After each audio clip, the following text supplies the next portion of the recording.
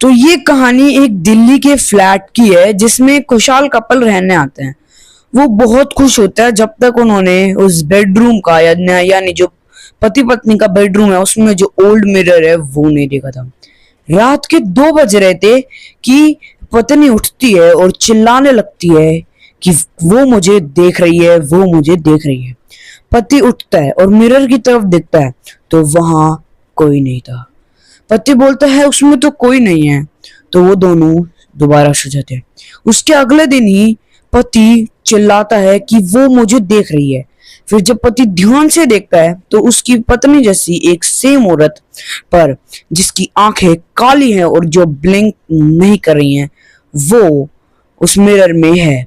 फिर वो उसके जैसे ही सुबह होती है वो मिरर एक्सपर्ट्स को बुलाती है, मतलब बुलाते हैं। वो पूरी फैमिली जो थी, 2 बंदे जो बड़े थे, वो मिरर एक्सपर्ट्स को बुलाते हैं और जो मिरर एक्सपर्ट्स थे वो उस मिरर को हटाते हैं और हटाते हटाते ये बोलते हैं कि हम भी नहीं पता लगा सकते कि ये मिरर कितना पुराना है, पर हाँ यहाँ जो पहले रहता होगा जब उसने सुसाइड किया होगा तब उसकी आत्मा इस मिरर में कैप्चर हो गई होगी।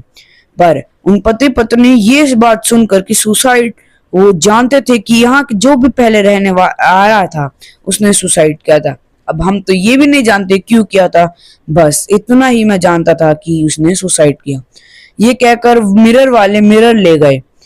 फिर जो बच्चे, उनकी जो बेटी थी, उसके जो खिलौने थे वो आज भी उस मिरर वाली दीवार, जो मिरर थी उस जहां जिस दीवार पर वो मिरर लगा था उस दीवार की और डायरेक्शन में आज भी रखे हुए हैं।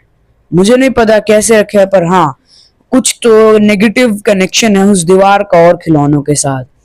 अब क्या हुआ उस बच्चे उन पेरेंट्स के साथ मुझे तो नहीं पता, आप कमेंट्स करके बताएं।